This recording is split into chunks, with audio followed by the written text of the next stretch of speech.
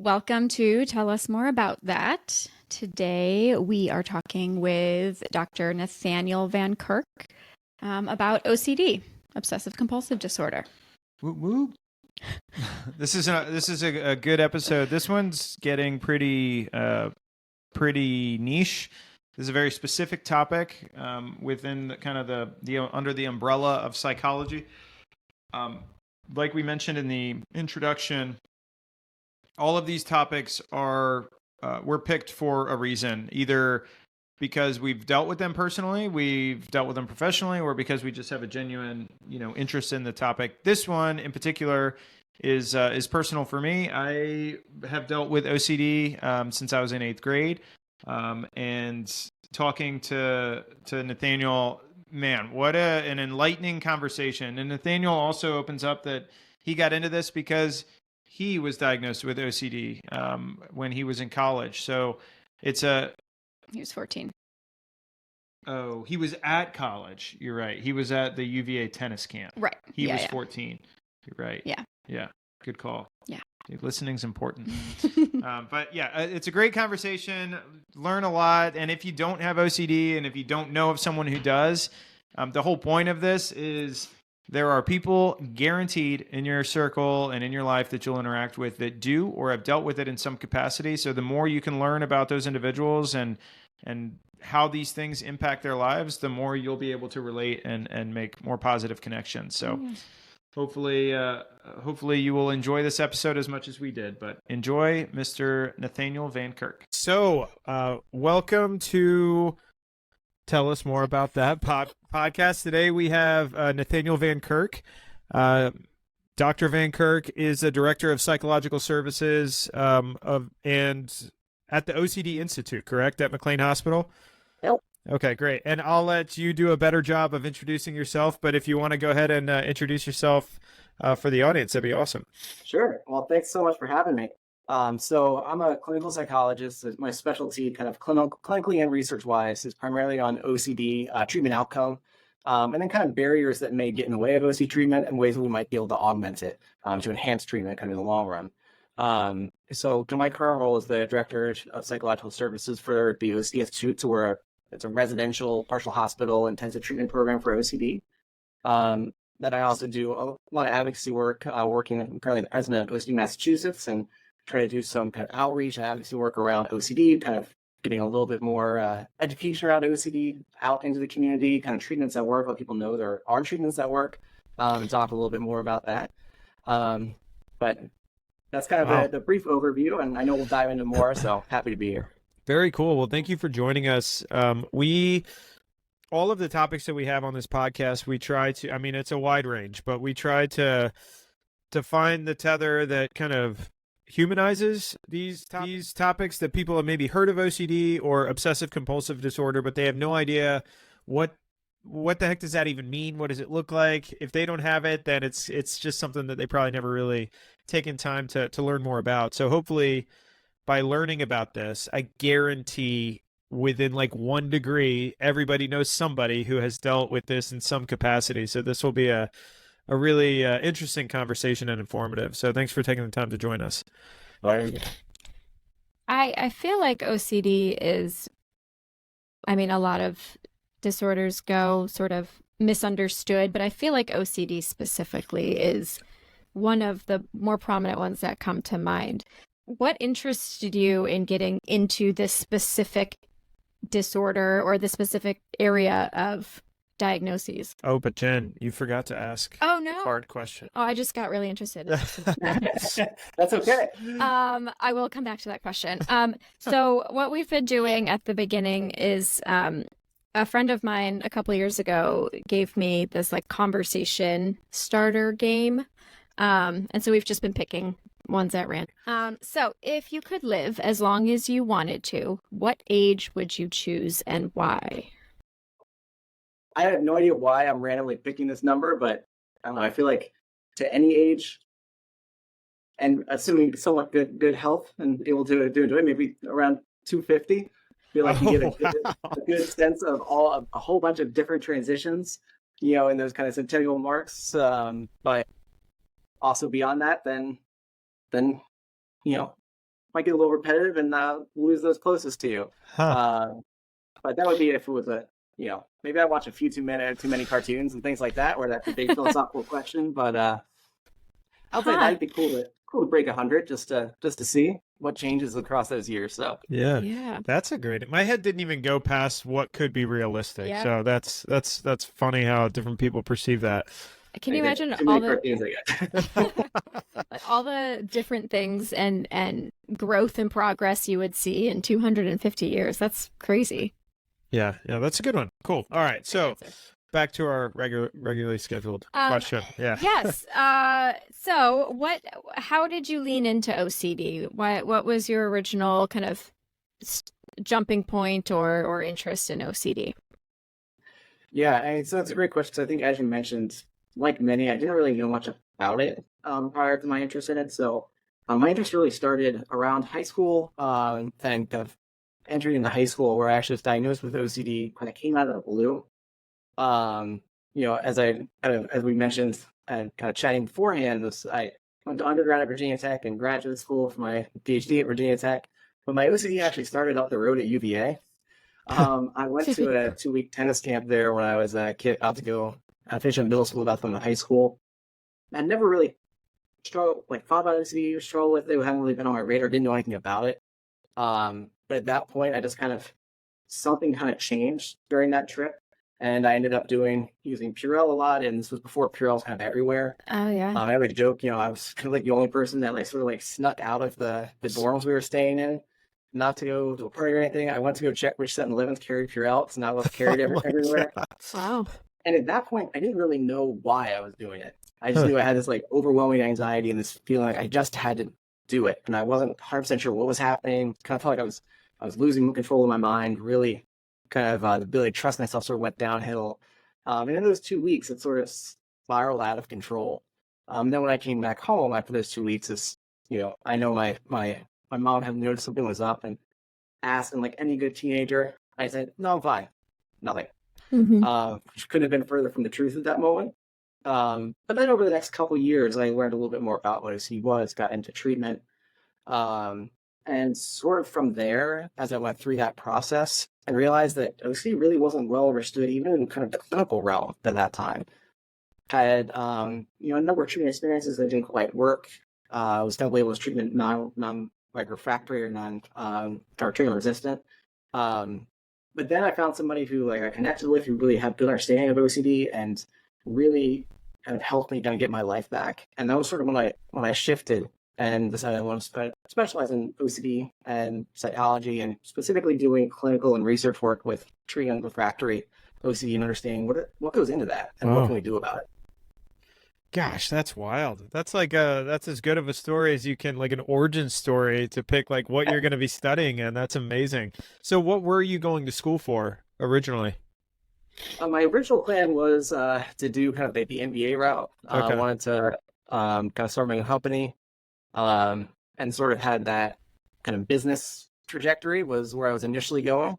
At least at 14, that had been my life plan, which maybe the fact at 14 I was planning out an MBA program was probably a sign of the comic times, but that was definitely one of those initial plans that took a pretty hard pivot once I got in. Got into college, started studying psychology. Once I got into grad school, I really kind of figured out what I loved about, OCD work, OCD treatment. Part of it is that's so misunderstood because it can present so many different ways.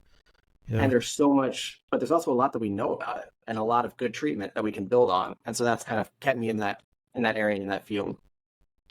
Is that a typical sort of onset, either whether it's that age or sort of it presenting that quickly? And then you said it kind of spiraled very quickly in those 2 weeks. Is that typical, or does it grow over time?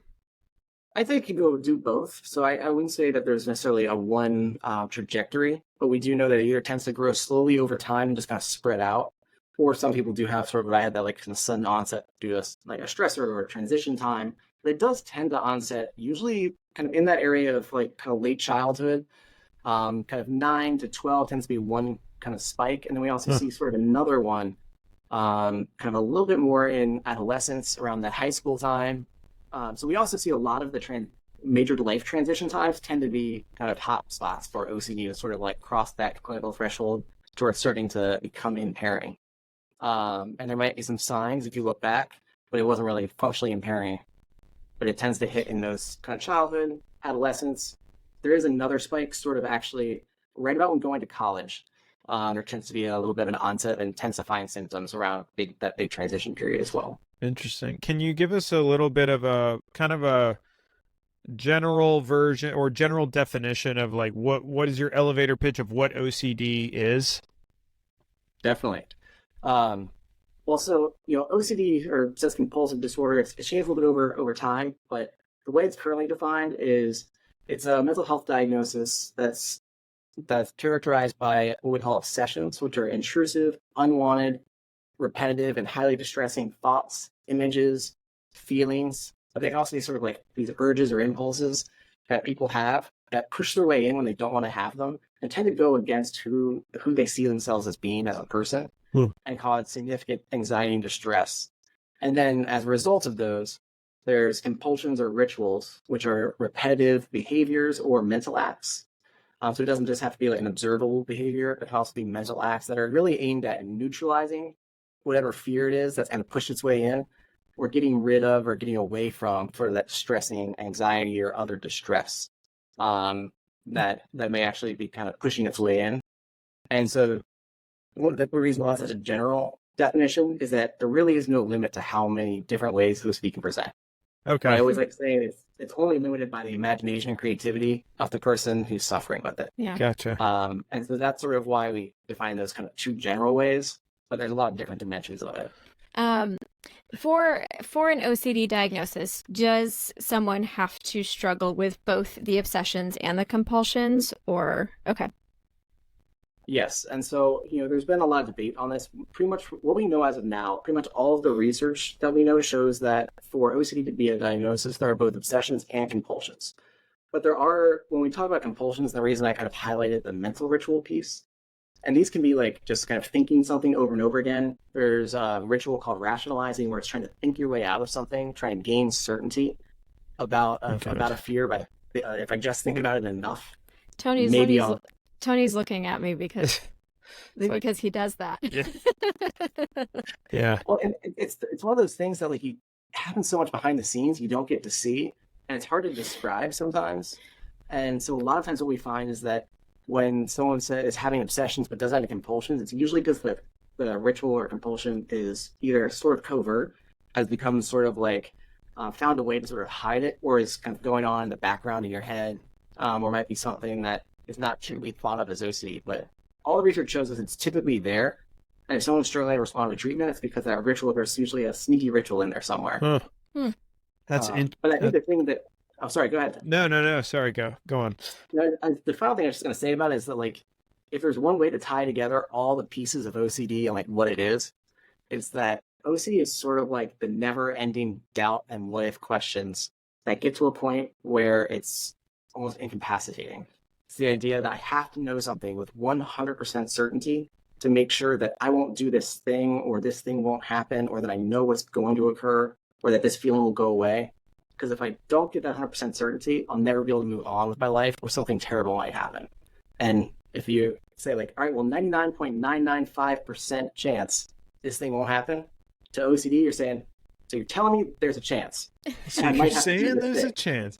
Yeah. So it's all about that drive and need for certainty. So there's so much to unpack with all of that, but does that lead into, I would imagine, some severe anxiety for people who don't even understand that they have it? So a couple of things that you said there that's really interesting. I want to go back to how you noticed it kind of present itself within your personal story. So you were going to the 7-Elevens. Everyone else is going to 7-Eleven in case of Natty Light in Blacksburg, Virginia, and you're going to see, do they have enough Purell in stock? Like, what was the catalyst? Did you have like one of these moments of intense change or stress that kind of triggered it, or what was it hard for you to kind of understand why this behavior was presenting itself? Well, that time, luckily, it was before I got to Blacksburg. It was Charlottesville, which is less walkable. Tennis out. camp. Yeah, yeah. Yeah, but it's it's one of those things that's really fascinating because at that time, at that age, I don't think I had a good grasp of what I was sort of going through.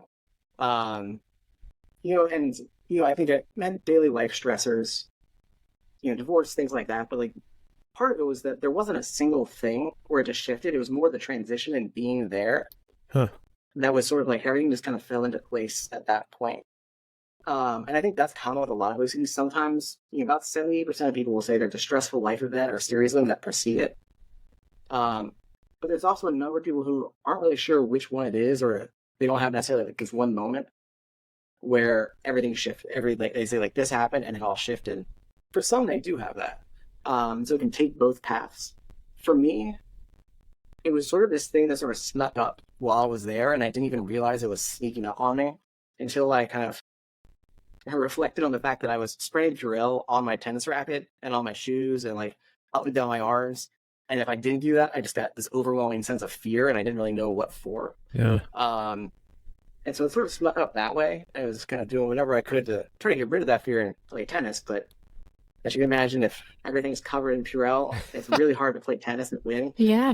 Spend most of the time sliding around or dropping your racket. So I didn't do very well during tennis camp, but it was definitely a shift in that moment. So my experience with this, I was in 8th grade, and my parents, they had just taken me out of public school where I had friends and I loved it, put me into a private Christian school, which I did not want to do, with my brother and sister.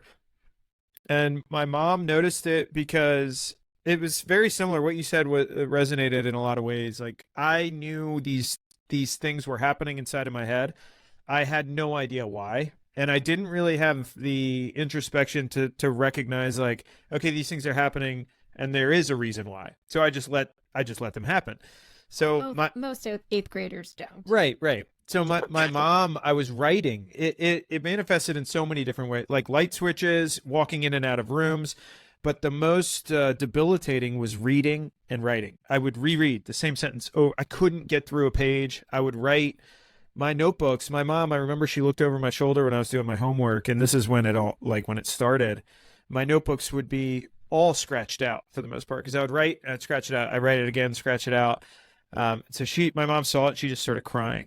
And I remember when she was crying, I was like, what, is there something wrong? Like, I didn't even, it wasn't something that I accepted. Yeah.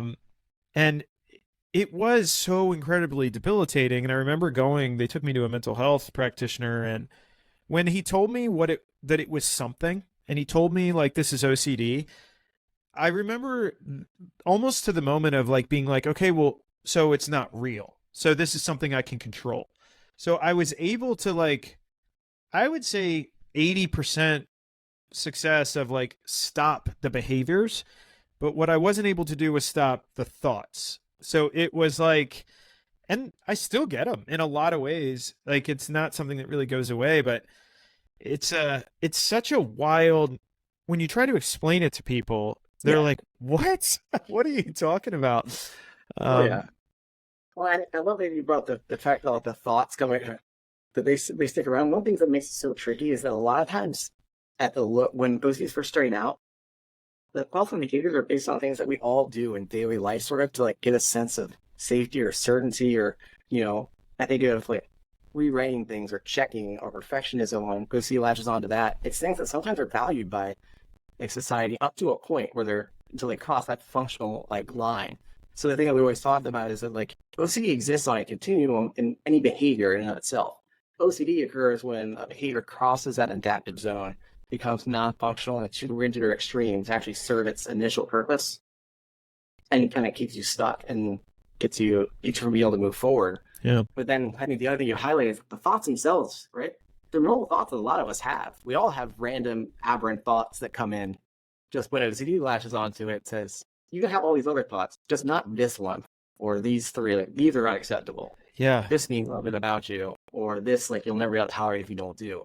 But all the other random thoughts we have, you can let them go. And sort of like learning to treat those thoughts the same way as every other random thought you have.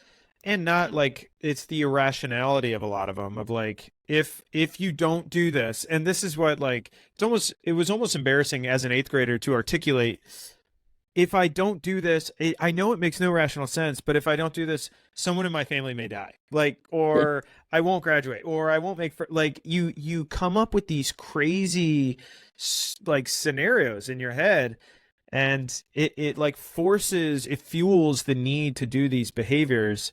And when you do the behavior, it makes the thought worse because it reinforces. So it's like this terrible cyclical pattern. Yes. It's the unfortunate thing our brain does, that if you respond to a thought, or you kind of do something to get rid of that distress, when the stress goes down, your brain goes, oh, so that thought was dangerous. Yeah. So that just starts scanning for danger. So it starts looking for that thought. And if you look for it long enough, you're going to find it. And it's sort of like that cycle of a spiral out of control. Yeah, it's wild. Is OCD, is that categorized as an anxiety disorder, or is it in its own? Both? It used to be. Okay. Yeah, both and. Yeah. So it used to be considered an anxiety disorder, but one of the things we started to learn over time is that I think this is one of the biggest misconceptions about OCD, is that it just causes anxiety, but we now know that OCD can cause feelings of disgust, like that visceral disgust response, almost like food poisoning. It can cause feelings of what we call obsessional guilt, which is like feeling guilty for something that hasn't occurred yet, or the possibility of something occurring. It can cause all sorts of like other emotions to go with it. It can also just cause what we call not just right experiences, which I always equate to it's almost like the idea of having an itch in the middle of your back that you just can't stop thinking about. And at a certain point, it's like, I'll do anything to scratch that itch and get rid of it because I just can't move forward without doing it.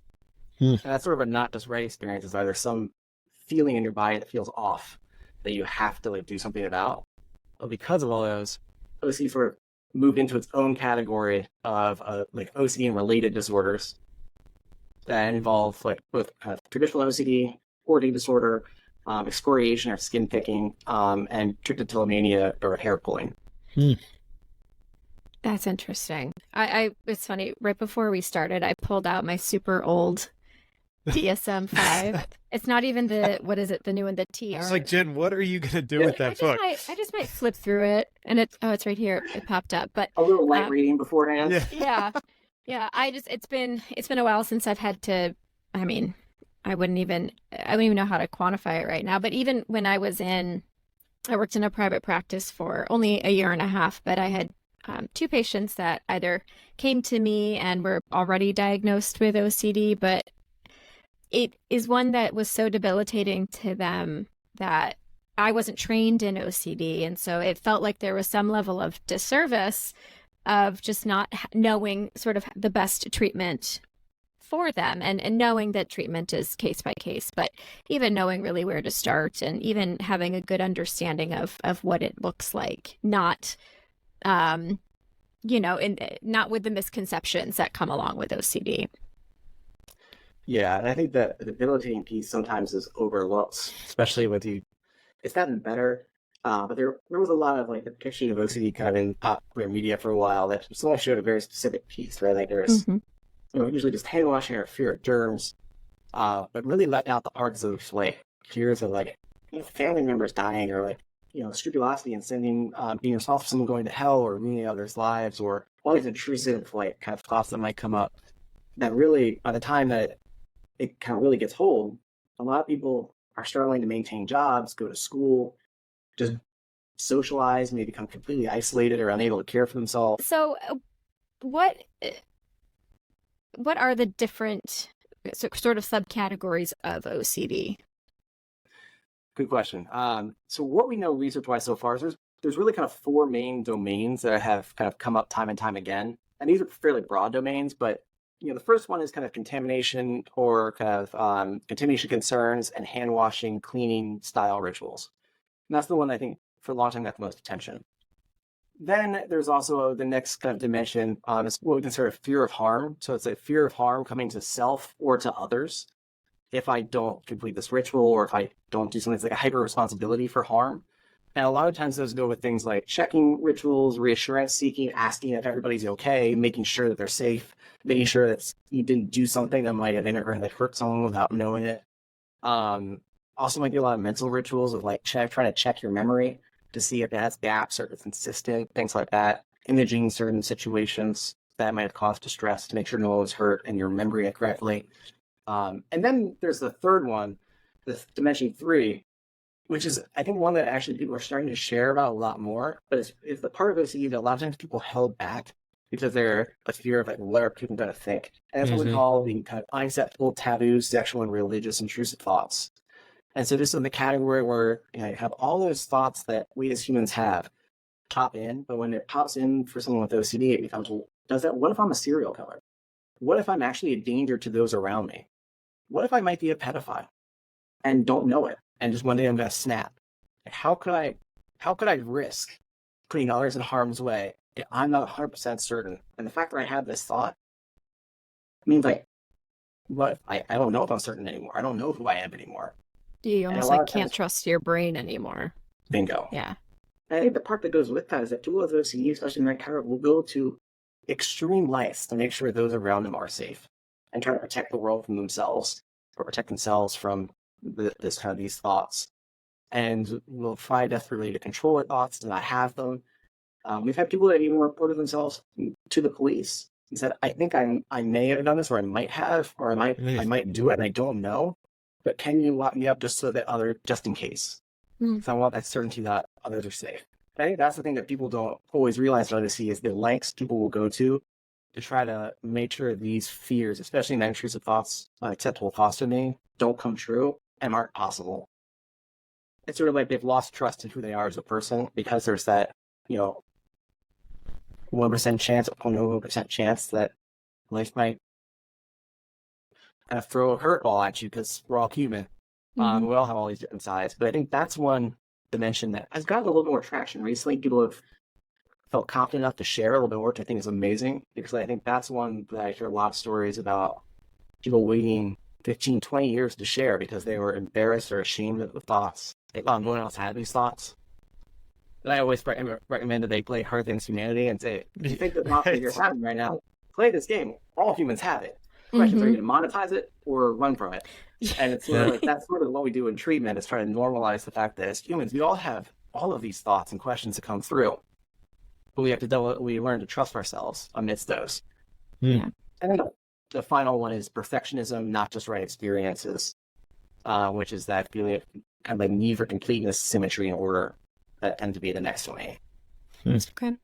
So there's a lot of different kind of avenues and ways that this can kind of show up and present itself. And then obviously the long-term effects of, oh my gosh, I don't know what his deal is right now. The long-term effects of how each of those tend to impact the individual, that's going to have a pretty wide variety of outcomes as well. What is kind of the brain science behind what's happening with OCD? Like what's actually being affected? So there's some neuroimaging studies early on that were pretty fascinating. That like with OCD, what they're finding is that it's sort of the frontal lobe and sort of like your lower frontal cortex. So essentially, your brain's simulation engine, the thing that has been designed to run all possible scenarios that more or less keeps us safe because it allows us to predict scenarios, is sort of hyperactive and is essentially like on full blast all the time. So someone with those either brain is always running sort of list scenarios, even at rest. And so we can see that there's differences in brain activation at rest where it's like hyperactive. And so it's hard to control. So like essentially what ends up happening is the brain doesn't signal that they've completed tasks. It tends to kind of like get stuck on certain beliefs or thoughts that don't have certainty. And then it runs through all potential life questions really, really fast. And so that tends to be what we see is happening in OCD. And there's a whole kind of brain circuit that is actually not sort of malfunctioning in the sense that it's not slowing itself down. So, and that's where you get a lot of checking or doubting of one's personal experiences, their thoughts, because they're sort of running so fast and nothing signaling, hey, this is complete. Wow. So I'm sure there's tons of different treatment modalities, but what are like the general ways in which you go about helping people kind of deal with this? And so, like, I think the first piece that probably gets brought up the quickest is medication. So selective serotonin reuptake inhibitors tend to be kind of gold standard frontline treatment for OCD. Slightly higher dosage than you might do in like depression or social anxiety disorder, things like that. But it sort of quiets down that brain. I think of it as like it turns down the volume on the fear so that you can slow your brain down just enough to make a decision. Do I want to engage in this ritual or not? or do I want it to be something that's important to me? There's also been some great developments in neurotherapeutics. So TMS, or transcranial magnetic stimulation, has been FDA approved for OCD, has similar effectiveness to SSRIs. But then the thing that always goes with it, I think a lot of times people are looking for, and myself included when I was going through it, I was like, all right, well, what is the one medication that's going to fix it and make all these go away? The hard learning point was there wasn't one that's going to make it all go away. Just turns the volume down a little bit. But behavioral therapy is exposure response prevention, and a lot of times augmented with cognitive therapy tailored specifically for OCD. ERP is the gold standard treatment for as it stands right now. And we have a lot of new augmentations that are coming up to try to enhance the efficacy for it. But ERP is the most effective method forward. The way I think about it is it's really about teaching you how to face fear effectively. And so we know that fear is always going to be there. Exposure is about learning to face those things that trigger the fears, not rely on the rituals to regulate your emotions, but learn to trust yourself again. That like, my body and mind are creating these emotions. If I'm creating them, I can cope with them. If they're not dangerous, just my alarm system's kind of like going a little haywire right now. And so learn to ride that out so that over time, those things that trigger the obsessions and the obsessions themselves are no longer really as anxiety provoking. And the rituals feel like you don't need them anymore because you can cope with it in more effective ways, allow you to live your life. That sort of breaks apart that cycle that we were talking about earlier on. It's a tough treatment. It's very similar to if you're afraid of snakes. We'll tell people, all right, let's go play with some snakes. Which is not usually what anyone wants to hear, myself included, Yes. when I go through it. But once I got through it, it's amazing how generalizable the skills you learn are, just to life in general. Yeah. That's what I was thinking when you'd said how to approach fear effectively. I'm like, oh gosh, everyone could use that. Is ERP? You had mentioned earlier about, you didn't say this, but I think almost neutralizing the emotional response to certain thoughts that you said we kind of cling on to. Is ERP how you almost reframe or neutralize those thoughts to make them, not as emotionally responsive? Okay. Yeah, and there's really two main ways that it sort of works. One is what we consider like the original model for it was the habituation model, which we know still works. We also know there's other methods that actually are kind of taking a step further, which I can talk about in a second. But essentially the initial idea was if you face the same stimulus over and over and over again, eventually your brain sort of gets bored with it. If you don't do the rituals or the things that like essentially assign danger to it by getting rid of it. So, in my case, I was afraid of, I had a time where I was afraid of hit and run, where I was like, what if all I hit was actually a person? And I would drive the same loop over and over again for hours, hitting the same pothole. And every time I knew I hit a pothole, it's like I've hit it 50 times now. But then every time I get a little bit further down the road, I was like, well, what if it wasn't a pothole this time? What if it was like a person I didn't realize it? Hey, I can't look at that. I have to make sure I didn't hurt somebody. And I would drive back. And eventually, what I realized in that driving back as well as keeping that fear alive. I had very slowly driven over the same pothole 50, 100 times. But part of it was learning to trust myself again. So you had mentioned, I'm going to go backwards for a second. You mentioned pothole and thinking you were running over a person. And that is very interesting because of the two clients that I had that struggled with OCD, they had the exact same fear. Whether it was a cone or a curb or a pothole, they had this intense fear of running over a person. Is that a common fear in some capacity? Yeah, I think just the fear of causing harm is quite common. I think sometimes we hear about the driving one a lot because statistically it's one of the more dangerous things that we as humans embark on a daily basis. There's lots of lots of fodder for the fear to run with. And so it definitely is one that comes up a lot. Sometimes it could be like just causing an accident by not being careful enough or driving recklessly, maybe accidentally hitting another car or, something like that. A lot of different variations to it, but I think it's a common experience that people have. And a lot of times when we're doing exposures to that, it's sort of this idea that if you drive enough and you learn to, and you don't go back and check, you don't do the rituals, and you don't feed that cycle, over time, your brain gets more and more used to driving, and that uncertainty that like, oh, maybe we did hit somebody and don't know. Going back to check really isn't going to do anything. So I've been driving in circles. Like now I'm just spending most of my time looking in my mirrors to make sure, which is actually probably more dangerous. Mm-hmm. So at this point, I'm just going to trust myself and move forward, and until I know, until later, who knows? We'll see what happens. And it's sort of like leaning into that uncertainty in a way that allows you to kind of trust yourself again, that you probably know the difference, and sort of moving forward. And the more you do that, the less intense the kind of anxiety reaction to those triggers will be, the more that you don't engage in the rituals. And that's the biggest part of OCD treatment, is ritual prevention. Mm-hmm. Like without that, that cycle stays alive. If you don't do the rituals, eventually your brain sort of gets used to it. Your anxiety response will go down each time they try it. Sort of like putting your hand in a hot tub, where at first it's like really, really hot, but if you sit in the hot tub long enough, eventually your mind just gets used to it. Your nerves are sort of like, all right, well, this isn't changing. Not dangerous, so let's stop firing because this is just a waste of energy. That's sort of what we're doing in an habituation model. Okay. That's interesting. Do you find that when people learn that what they're doing and why they're doing it, when they learn that it's a thing, that it's not real, almost that it's real but it's not real, like the fears are irrational, do you find that people do have like almost immediate like success in just changing some of the behavior because they don't have this, I don't know, it normalizes it a little bit for them? I think it sort of depends on how long they've had it and the intensity of the fear. Okay. A lot of people will say, like, in the moment, like, I know this doesn't make sense, but I just can't take the risk that it might be true. Yeah. Or, and so a lot of times, especially after it's been around for a while, when they find out what it is, if they've been doing rituals for a while, it actually creates new learning pathways that essentially have to be unlearned. Wow. It's sort of how all of us as humans, right? We all have that one or two like bad habit that we developed at some point in time that when we're stressed, we sort of fall back on, even though we know like this is probably not the healthiest thing. In grad school, I was stressed and working too much.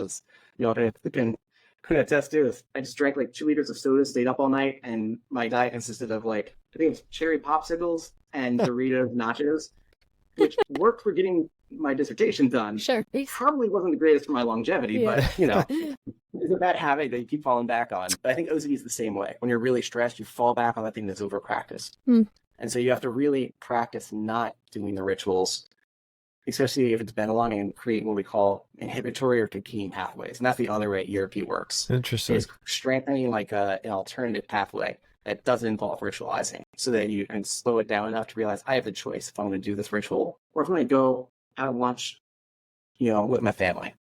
Am I going to let and sort of that idea that I can tolerate the emotion no matter how intense it is. I am capable of tolerating it without the rituals. Even if it just hangs around, I can just let it hang around. I don't have to do anything with it. I can still go have a valued and enjoyable life, even though I feel anxious sometimes. These thoughts are still there, hanging around in the background. That sounds complex and really challenging. I mean, it's a mix of, you said ERP and CBT and distress tolerance and emotional regulation and having good social support, it sounds like. And if they were to introduce sort of, maybe it's not a replacement behavior, but maybe it's a replacement action or task, or do they tend to lean into falling into a cycle of ritual with that new behavior sometimes, or?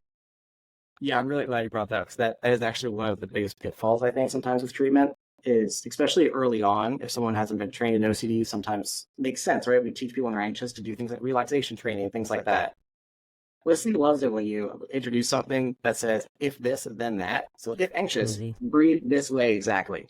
OCD's like, great. Now I got to breathe perfectly this way, or everything's gonna fall apart. And so it tends to take those skills and turn them into rituals. So that's why we a lot of times just focus on like learning to allow your body emotions to do what does naturally, and ride it out, or ride the wave, and then can continue with the task in front of you, if you will. That's what I was thinking too.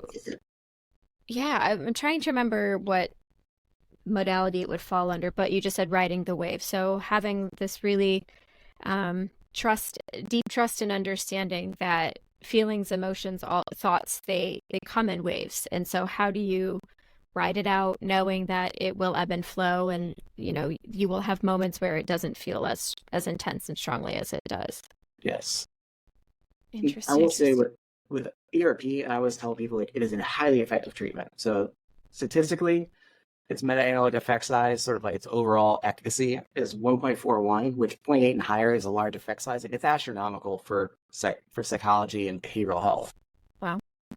But I also tell people it's also one of the hardest things to do, because we're essentially asking you to face your worst fear head on over and over and over again, and not do the one thing that your brain's been telling you might bring you certainty and safety. And so I always try to tell people it is incredibly difficult. And it's usually not the thing that people want to do in those moments, myself included. And it can be really hard to come around to the idea, at the beginning of like, all right, I'm just gonna dive in, I'll take that leap of faith and face it head on and just see what happens. But when people can do that, OCD can fade in the background and life is kind of waiting for you. Yeah. And OCD doesn't have to be something that'll keep you from living your life. But it does require a bit of a leap of faith and to face those things you're most afraid of head on. It sounds like a big leap of faith to say, I don't currently trust the reasoning or the rationality in my brain and what it's telling me to do, but I'm trying to, you're almost controlling your brain to control your actions. And I can see how this becomes could in itself become a cycle. Yes. And it does sometimes there's a form of OCD called existential OCD, which is like, is what I'm feeling real or not? Is life real? Like, we had sessions, I feel like sessions about like, sort of like the Matrix kick off some of these. But it's sort of that like, anything it is, it's sort of needing certainty around what's happening. But with the idea that I have to know before I can live my life versus living my life and figuring it out as I go. I think that's sort of like the piece that a lot of times we'll kind of go with the process that is a big leap of faith. But the other thing I always say is we take leaps of faith every single day and we don't even give ourselves credit for it. And the number of things that we do as humans that technically could end in our death on a daily basis. Yeah. If you really think about it, it's astronomical. Oh, yeah. Walking outside of your... We trust everybody's gonna play their part and everybody's gonna, fall into order. Yeah. We jump in Ubers, we walk outside with an umbrella during a rainstorm and assume we're not going to get struck by lightning. Yep. Yeah. Drink the water. I mean, everything. There's some inherent level of trust that we're hoping someone did their job the right way. We have this cat in our home, and we hope he's not going to maul us. Yeah, murder us, as he came very close to earlier. Exactly. Yeah. I think that we do that every day as humans because we have to, right? To function, we have to embrace and allow for some uncertainty. And we forget that we do that every single day just to live and function. So we already know how to do it. OCD just kind of selects two areas and says, all right, you're not allowed to live with uncertainty here. Yeah. So sort of like, can you treat that the same way as everything else? Because you do already trust yourself to do that in a lot of other areas. Yeah, it sounds, as with anything within mental health, it's so subjective to the individual's experience, and like there's not like an off-the-shelf, this is OCD and this isn't. Like there are variables that constitute what it is, but everyone kind of has their own experience with it for the people who have it. It's I don't know if this is a ridiculous question or not, but I feel like the way that, just bringing it back to my own personal experience with this, the way and how quickly my mom found it, just kind of by accident, and it was within the year that the symptoms started to present themselves. What you just said was really interesting, where I didn't really have time to like map this as normal. These things had just started, and then they've I talked to somebody about it, and I was able to very quickly revert back to normal. And I never did some of the not crazy, but some of the behaviors again. Like I never rewrote again and scratched it out. I never like walked in and out of a door again or flipped the light switch. I still had the thoughts, and I was able to kind of work through them knowing what it was. But is there a way that people are able to identify this in other people? Like some indicators or signs that you would see in someone's life that could be concerning? Yeah, I mean, I think especially if you're thinking about like kids, it's sort of like if they're starting to like do things over and over and over again, it becomes incredibly overwhelmed when they don't get to do it right, or it gets blocked, or something happens, and gets incredibly overwhelmed by the anxiety and the fear. That's a pretty good indicator. At least something's up. I think the other is that people start to like isolate away from others. So if they stop doing things that they used to enjoy, or have a hard time getting to things that they are trying to get to, but they just can't quite get out of the house and get there on time, and start avoiding places that they or people they used to like hanging out with. Because a lot of times OCD sort of is most intense at home, also most intense around those that are closest to you. And so a lot of times you might see it coming up there where people will sort of be changing the way they interact with loved ones. They might be avoiding them more, trying to like stay away, not wanting people to come into their room because of intimidation or fear of harm, or kind of keep a certain distance if it's fear of harm. So those can be small signs. So like stopping things that you typically like doing, difficulty or feeling overwhelmed trying to get places or do things that are important to you. And then spending a lot of hours on the same behavior sort of over that rigidity to it, where things have to be done a certain way and there's no flex because the anxiety is too intense. That's another good sign. Interesting. So that would be in kids, in adults, well, I'm sure it works for adults too, but in adults, self-soothing, self-medicating, like, do people say that alcohol or drug abuse helps kind of quiet or calm the urges? Yeah, very similar to like PTSD and substance use, and how they kind of like that cycle tends to go together with like the dual diagnosis. Kind of track.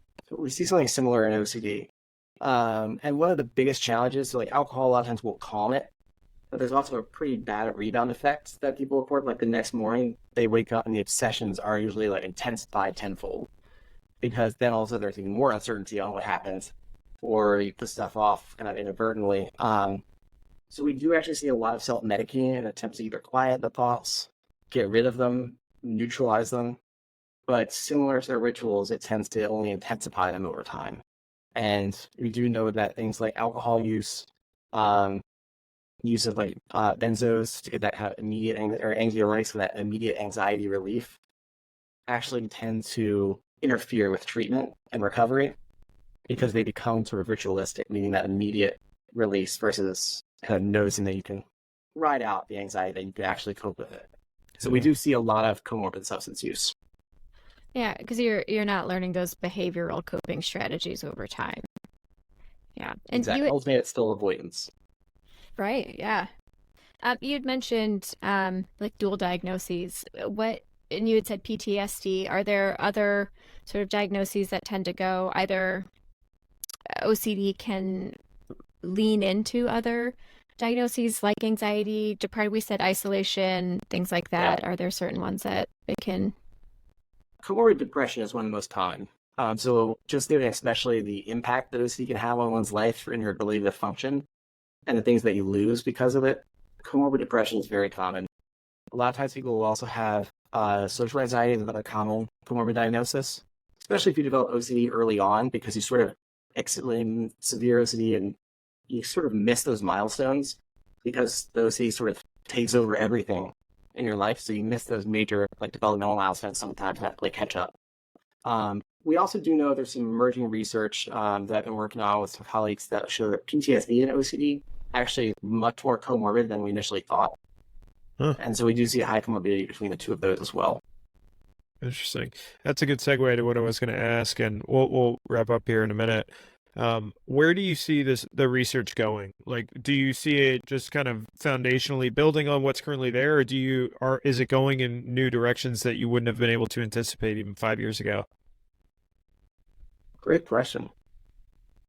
I think a little bit of both. I think our understanding of why things like exposure and how the behavioral therapy work for OCD and how to make them more effective and efficient has actually built on itself a lot. Like, as with the inhibitory learning kind of models and our understanding of just how our brains work and how we learn more effective strategies, I think that will continue to build on itself and become more refined and more effective over time. I also think we'll sort of see a lot more like augmentation methods, so ways to like enhance ERP and CBT, like integrate them together to make it again more efficient, enhance the learning that we have.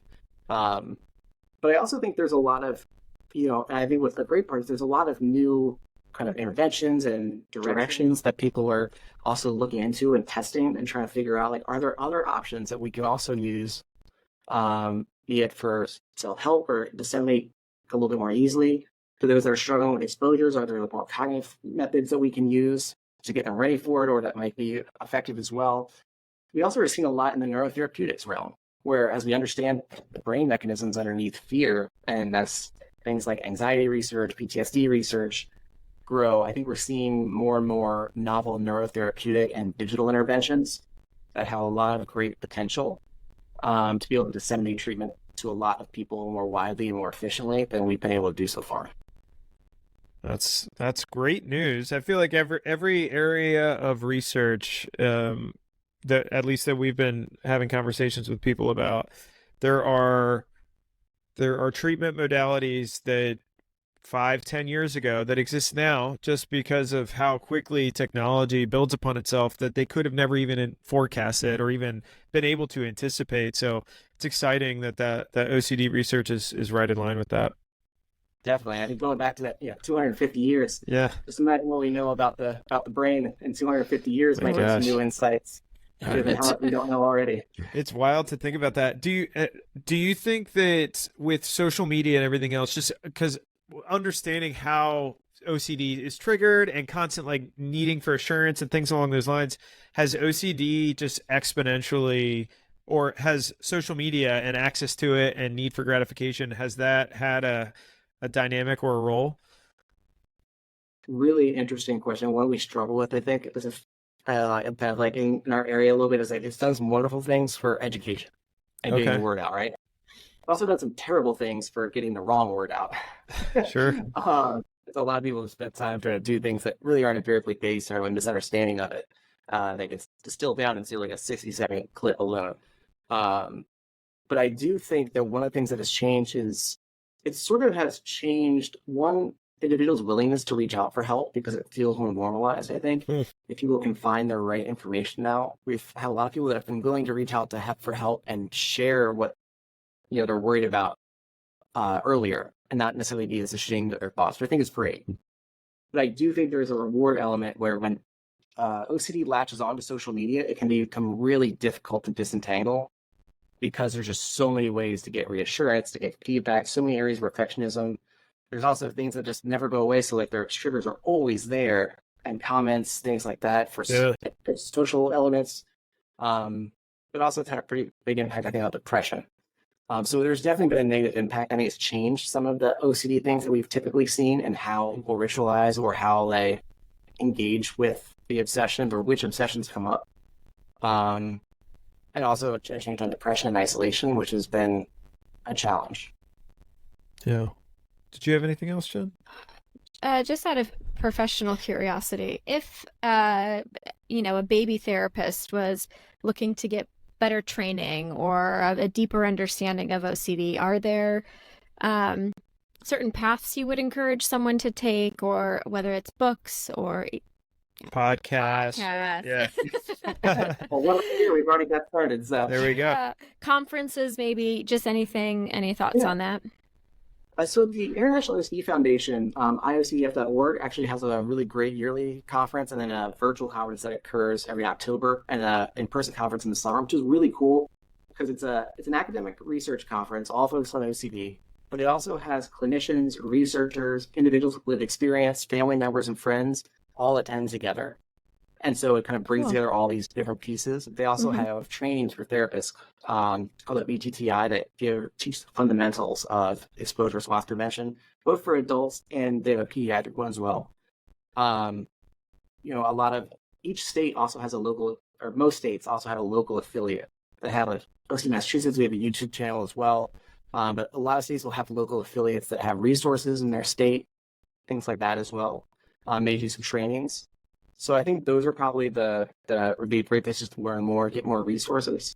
At the OCDI, we do trainings for the community as well and have webinars at McLean Hospital and places like that as well that we talk about the fundamentals and do intro trainings. So I think those are really great places just to like get a sense of what's out there and what trainings are available. Thank you so much. This has been really, really valuable. Tons of really great information. And I think it's a topic that, I mean, I only know about because I experienced it, but a lot of people, they think OCD, they think the people that are like, oh, I'm just being OCD when they're cleaning, and they just use it like a buzzword, when in reality, it's obviously so much more. So Yes, that was very insightful. Well, thank you for your time. Yeah, thank you. This has been Thank great. you so much for having me. Thanks for joining us on another episode of Tell Us More About That. Don't forget to subscribe on whatever platform it is that you're listening to us on, and also leave us a rating and review. If you have any topics you would like us to consider, if you have any feedback or commentary, only if it's positive, please visit www.tellusmoreaboutthat.com. Thanks again for joining in, and we will see you next time. See ya.